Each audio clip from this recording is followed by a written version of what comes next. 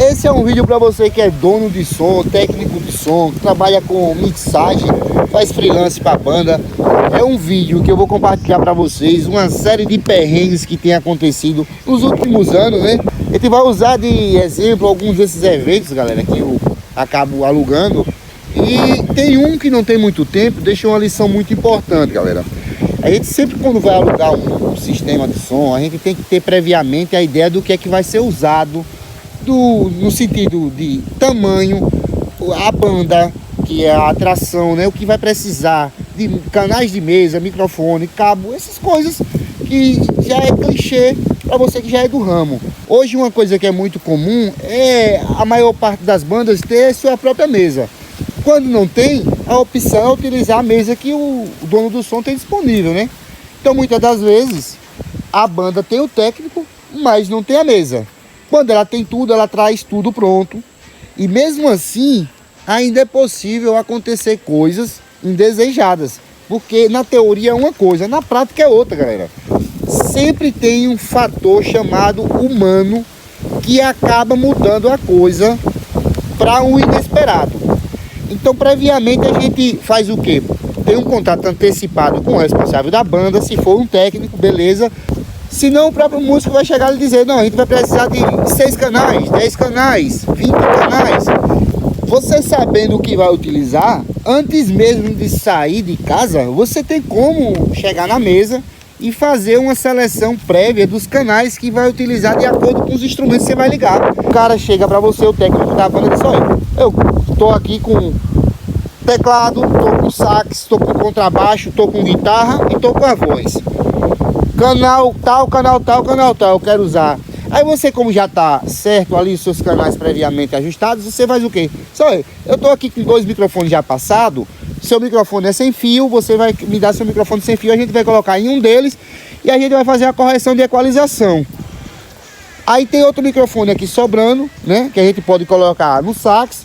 A gente tem um canal aqui que está fletado para o contrabaixo. Você faz sua estrutura de ganho e tem o canal do teclado. Tá beleza, tá show, beleza. Quando eu penso que não, eu vejo o cara no canal do teclado, onde estava fletado o equalizador, ele acrescentando uma frequência entre 10K, ali próximo de 10K, e o 2K5. Eu lembrei na hora, eu disse, cara, talvez você está acostumado com um PA com 3 vias. Esse meu aqui, ele tem titânio e ele tem super tweet e tem fenólica. Então, assim, nesse caso, talvez você não precise. Não, eu tô dando uma correção aqui, porque o som desse teclado aqui, ele é muito abafado. Olha só o termo que ele usou, viu, galera? Eu olhei assim, eu disse, tá bom. Tava baixo, o sistema, como a gente já havia falado antes, você tem de sobra potência lá. Digamos que seu sistema tá tocando em 40%, já tá bom o som. Então, você não está preocupado muito com queimar, né? Ainda está longe. Beleza, corrigiu, né? Corrigiu. Aí, passou o contrabaixo. Quando ele foi soltar o som do contrabaixo, falhando o cabo. A princípio, a gente achou que era o cabo. Trocou o cabo e nada. É porque a gente está no terceiro show. A bateria está fraca. Trocou a bateria. Baixo funcionou. Então, passou baixo. Passou sax. Sax, o microfone já estava praticamente feito, porque eu tinha deixado esse microfone para fazer locução, era o segundo microfone ali. Então já estava feito. Teclado, vamos passar teclado. Quando ele colocou o som do teclado, eu fui para frente do PA. Eu olhei assim, eu digo, tá distorcido.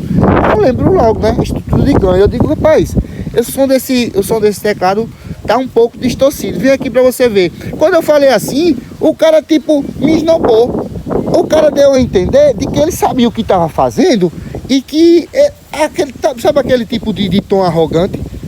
Aí você olha assim, tá, cara, beleza. Fiquei na minha aqui. Eu já tinha avisado para ele que o som tinha drive. Eu já tinha avisado para ele que o som tinha super tweet. Ele se precipitou em estar fazendo equalização antes de estar ouvindo o PA. Como é que você vai fazer uma equalização sem você antes escutar a resposta do PA? Você sabe se vai precisar agudo? No modelo ideal da cabeça dele, todo som que ele chega, ele tem que aumentar essas 2 frequências. já virou tipo um mantra na cabeça do cara. É o que eu pude perceber. Então aí ele foi passar a voz. Quando foi trocado o microfone de cabo para o microfone sem fio, galera, eu vi o calcanhar de Aquiles do cara na hora de passar a voz do cantor. A gente tirou o microfone que estava com cabo, já estava feito o som, estava funcionando bem. E ele colocou o microfone sem fio, né, XLR ali. E nada desse cara acertar, tirar a microfonia, galera. Esse cara cortava agudo, esse cara cortava médio, esse cara cortava médio agudo. Não, só faltou assim, descer o equalizador todo. E nada. Tentou de um jeito, tentou do outro. E aí eu vi o cara esquentando a cabeça, Eu já tinha visto que era um tom de arrogância. Dá pra você notar, a gente não é criança. A gente consegue identificar quando é um cara arrogante, quando não é um cara arrogante. Do nada eu vi, sabe de uma, aqui não dá pra fazer não, aqui não dá pra fazer não. Galera, por isso que a gente tem que ter a maior noção do que a gente tem, conhecer o nosso sistema, porque numa hora dessa é que a gente separa os homens do menino. Eu peguei, galera, a mesa de som, eu só dei 2 mexidas ali nos botões. Uma pra lá, como se diz, outra pra cá, igual um passinho de dança. A microfonia acabou na hora. Na hora, sabe o que é na hora? Um cara tranquilo, ele dizia, não, toma aqui, pô, coloque os cabos aí mesmo, faça você mesmo aí. Mas, pelo jeito, ele estava no intuito de mostrar serviço. Então, ele não poderia deixar a mesa na minha mão. Eu entendi também isso aí. E talvez ele não seria remunerado. A banda poderia enxergar para ele, ele não fez nada, quem fez foi o dono do som. Então vamos lá. Eu fui lá, mexi, tirei a microfonia. Quando eu tirei a microfonia, aí o cara já chegou, olhou assim para mim, né, o baixista, já achou estranho. O pessoal da iluminação olhou para mim, aí já disse assim, tá vendo o bom do cara conhecer o sistema? Aí beleza, eu fui na frente do PA, olhei, o teclado ainda estava distorcido, o contrabaixo estava distorcido, o sax estava desproporcional às coisas. Então o que foi que eu comecei a observar? Fui na tela de ganho, a mesa tem a tela de ganho. Galera, o ganho, todos os ganhos clipando, galera. Eu não sei o que é que passa na cabeça, eu não entendo o que é que passa na cabeça desses mantras. Tem aquilo como que se fosse sagrado, que não se pode mexer, ou que aquilo tem que ser da maneira que ele aprendeu e que não deve ser contrariado de maneira nenhuma. Exemplo, galera, onde já se viu você trabalhar com o ganho de entrada todo topado lá em cima. Não estou falando do botão, galera, estou falando do LED. Ele tem um LED indicador. A mesa digital tem um conjunto de LEDs que você consegue visualizar na medida que vai subindo o volume da entrada, os LEDs vão acompanhando. Mas aquilo dali é para você ter uma referência. Não é dizendo que você tem que alcançar o máximo, não. Aquilo dali, você tem uma referência do que está acontecendo na entrada do seu pré-amplificador lá da mesa. Mas não é obrigação deixar aquilo topando lá em cima, não. Aquilo dali é um erro muito grande. Porque quando você chega, passa o som, digamos, você passou o som, a galera passa geralmente o som de maneira moderada. Depois, quando a madeira deita, aí o que já estava quase topando, ele extrapola. Aí entra a distorção. Então eu comecei a identificar esses errozinhos ali, atrelado ao erro de estar corrigindo a equalização do sistema, aonde ele não ouviu o sistema antes. Que é o que eu disse, como é que você tem a ideia de que um sistema precisa de agudo sem antes você escutar a resposta do sistema? Você primeiro tem que ouvir o que está saindo nesse sistema. Depois que você ligar seu instrumento e ouvir o que o sistema está saindo lá, você decide se há necessidade ou não do acréscimo ou da atenuação de determinada faixa de frequência. É assim que você tem que avaliar. Então, atrelado ao erro inicial da equalização e os erros subsequentes da estrutura de ganho de entrada, você chega ao ponto de você dizer assim, peraí, esse camarada entende ou não entende? Porque dizer que é técnico, qualquer pessoa pode dizer. Mexer meia dúzia de botões, qualquer um pode mexer.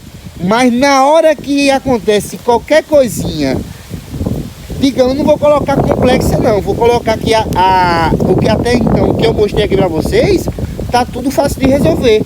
Mas é nessas horas que separa os homens do menino. Porque o cara que se diz que é técnico disso e daquilo outro, ele tem que ter pelo menos a noção do básico, do que ele pode, do que ele não pode e do que ele jamais deve fazer. Sabe o que ele jamais deve fazer? Eu havia olhado antes o trabalho do pessoal na internet. Eu notei duas coisas.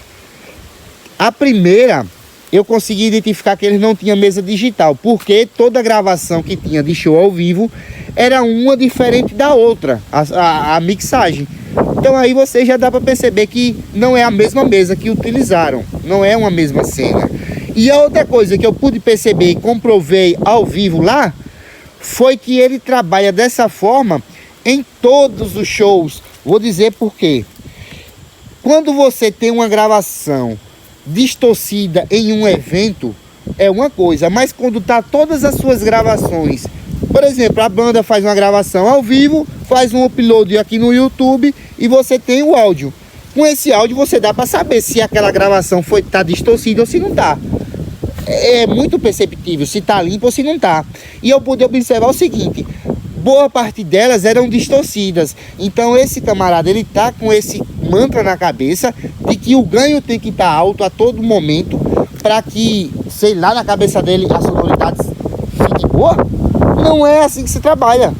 Não é assim que se trabalha.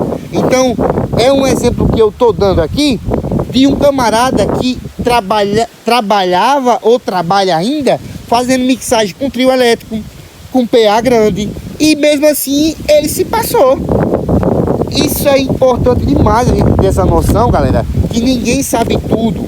O aprendizado é esse conjunto de informações que a gente vai adquirindo durante esses anos de experiência. Você vai aprendendo ou com seus erros ou com os erros dos outros. Você pode estar pulando algumas etapas aqui e aprendendo algumas coisas nesse vídeo aqui que talvez vai evitar você tomar prejuízo futuro.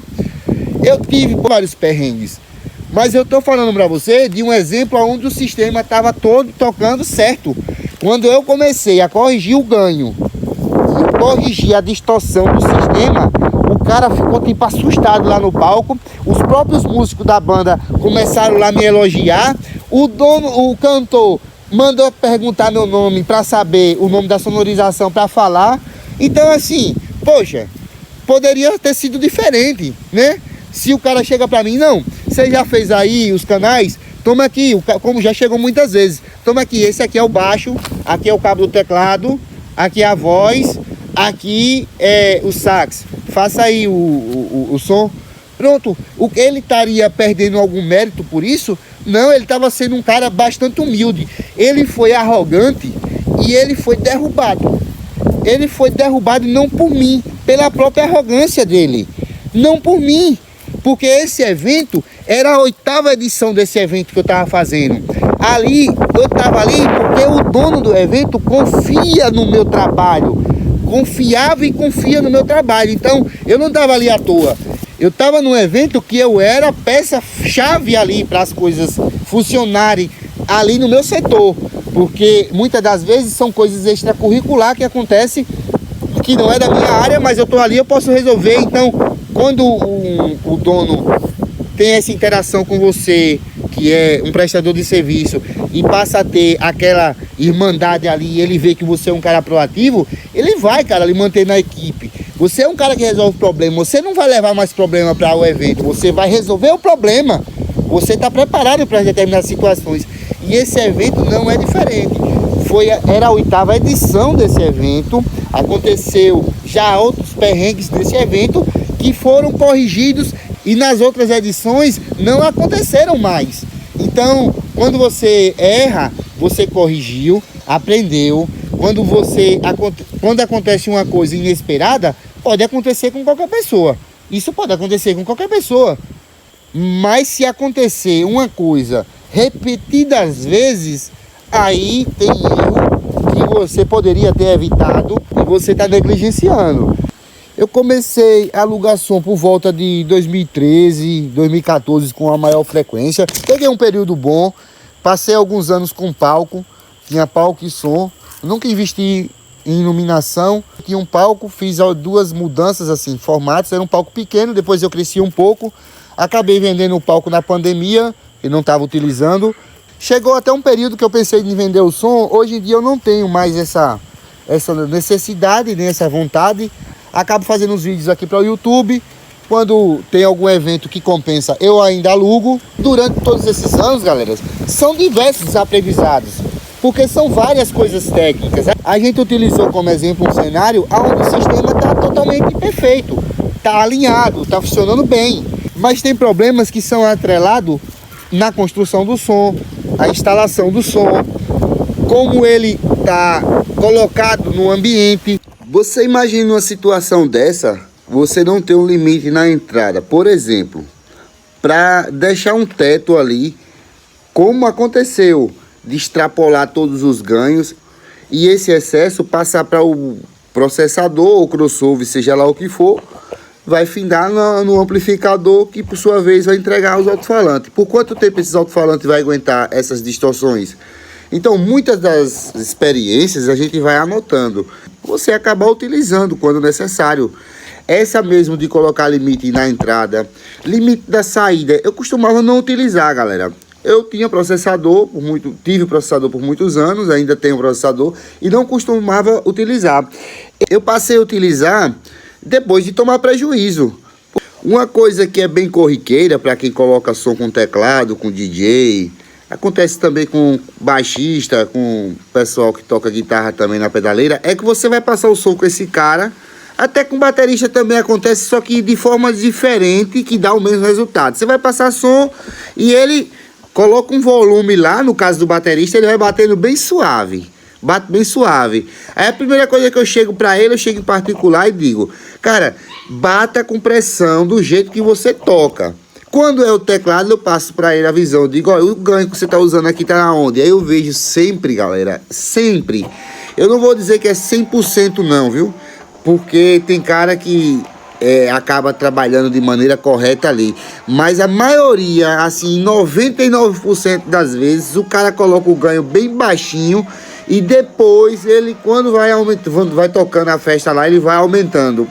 Ele tem uns que alega dizendo que eles estão controlando a harmonia, controlando o ritmo, o tom ali que vai saindo. E tudo a alegação que para mim não me convence. Eu vejo no caso dos DJ mesmo, por exemplo, coloca uma música lá e no meio da apresentação dele, ele vai aumentar. A música por si só, às vezes aumenta. A gente vai perdendo a nossa capacidade da percepção auditiva e aquilo vai precisando de mais volume.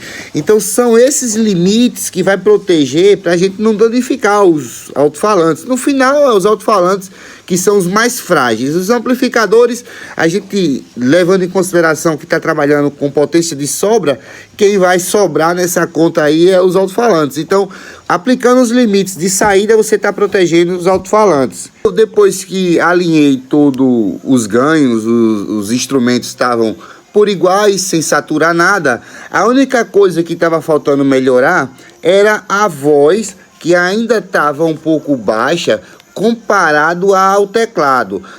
Como o sistema estava baixo, eu fiz o que? Abaixei o teclado e os instrumentos ali que estavam sobressaindo em algumas regiões e subi o processador sem mexer na voz, porque a voz era uma região muito delicada para mexer, principalmente quando a gente está com um artista fazendo uso ali, cantando. Então você tem que ter um maior cuidado de mexer de maneira sutil, aonde não vai dar mais microfonia, nem fazer com que interrompa a apresentação do artista. Então esses cuidados você tem que tomar a todo instante, até quando você vai fazer, por exemplo, no caso do controle do ganho do teclado, quando foi para fazer o ajuste, eu passei a visão para o cara do contrabaixo e disse a ele: olha, na hora do intervalo de uma música para outra, a gente vai ficar de olho aqui que eu vou apertar na chave de ganho e ajustar no... Porque tem uma chave que você atenua o ganho drasticamente, e você tem um ajuste de controle ali com potenciômetro para você fazer o ajuste fino. Então, quando está extrapolado demais, às vezes você precisa apertar a chave e aumentar um pouco o potenciômetro. Então, isso você não pode fazer quando está no meio da música. Você tem que esperar o momento certo, na virada certa, você fazer essas pequenas modificações que vai ter um resultado grande no final, mas ela é muito perceptível quando se faz, porque depende de um ajuste fino ali do potenciômetro. Então, depois de ter feito tudo isso, que eu tinha muito volume para liberar no processador, por que não estava indo para o processador? Justamente porque tinha um controle de limite entre a mesa e o processador, que eu não usei o limite de entrada do processador, eu usei um compressor externo, que isso é muito importante a gente ter essas opções. Nesse caso eu tenho alguns compressores que eu acabo utilizando quando vai tocar com banda. Eu uso eles em plugin, mas nessas aplicações assim eu geralmente utilizo depois da mesa e antes do compressor crossover, seja lá o que for. Esse bloqueio ali, ele não vai estar comprimindo, ele vai estar colocando um teto, ele vai estar só colocando um limite ali de quando chegar naquele ponto ele não vai deixar mais passar. Então você fazendo isso, você tem uma garantia de que não vai ter problema com a entrada do processador. Então esse limite estava atuando bastante. E isso foi uma revolta também que causou com o cara lá, que quando ele via que ele aumentava as coisas e não passava, aí ele ia fazer o quê? Mas tem que ter esse limite. Se a gente não tiver, a gente queima nossos equipamentos. Depois daí, eu aumentei o processador, abaixei primeiro os instrumentos e aumentei o processador. Galera, só sucesso. Resumindo, depois tecladista, tava todo mundo conversando comigo, galera, me pedindo desculpa pela ação do cara, e eu digo, cara, a primeira coisa que você tem que entender, qualquer um músico tem que entender, quem tá gerindo ali essa parte, é que se você como artista não brilhar, o som também não brilha. Então minha vontade maior é que o artista brilhe o suficiente, porque assim eu brilho também. Então é uma coisa que às vezes fica aquela divergência. A gente acaba até entendendo o papel do cara, como ele estava como técnico ali, ninguém sabe se ele estava fazendo um freelance, se ele acompanhava a banda direto. Aí fica aquela coisa, ele estava mostrando serviço e tinha que mostrar serviço.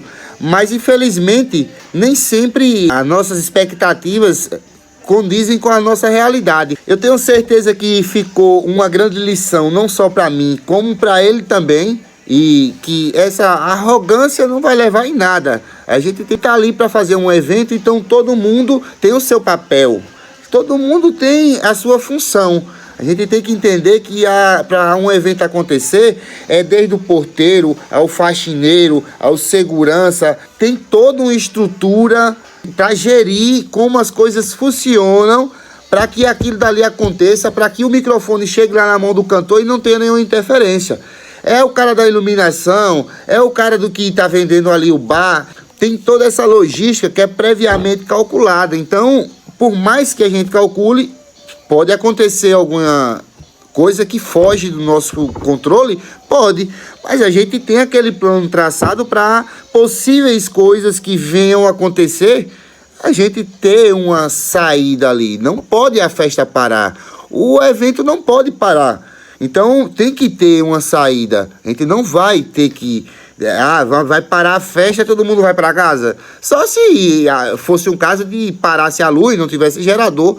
Mas se tiver condições, a festa tem que continuar. Para você que ainda não tem mesa digital, compre um processadorzinho, mesmo que seja desses automotivos. É bem baratinho, galera. Você encontra até por R$200. Porque aquilo dali vai proteger demais o seu sistema. Para você que faz esses showzinhos ao vivo, essa é uma ferramenta fundamental, galera. Um processador de áudio vai ter esses limites. Você não vai ter essa necessidade de estar mexendo nesse aparelho a todo instante. Você vai deixar ele ajustado ali. Óbvio, se você não souber, tem pessoas que trabalham com isso no mercado automotivo, vai ajustar facinho ele ali. Tem também vídeos aqui no YouTube que vai lhe dar direcionamentos de como você fazer isso. Então, é uma ferramenta barata para você que trabalha já com áudio profissional, que ainda usa crossover. Eu indico a você fazer um teste, cara. Faça um teste, não seja um cara preconceituoso a respeito disso, porque é uma ferramenta fundamental para a gente estar evitando uma série de coisas, sem contar de várias correções que ele possibilita, que um crossover analógico não possibilita. Crossover analógico tem qualidade? Tem. Mas um processador, ele traz outras funções, como o próprio limite e equalização paramétrica individual de canais na entrada e nas saídas individuais, que a qualidade muda. Com certeza você vai ver uma diferença muito grande. E a segurança, depois de ajustar, não precisa estar mexendo mais nele. Eu quero trazer um outro vídeo aqui voltado mais para a parte de instalação. Então, um vídeo mais prático no sentido de instalação. Vou estar de olho nos comentários desse e outros vídeos relacionados para estar trazendo as respostas nos próximos vídeos sobre esse tema. Convido você também para dar uma olhada em nossas playlists aí. Tem muito vídeo relacionado ao mundo da eletrônica, mais especificamente ao mundo do áudio. Eu vou ficando por aqui. Esse foi o vídeo de hoje. Fica todos com Deus. Aquele abraço. Valeu, galera.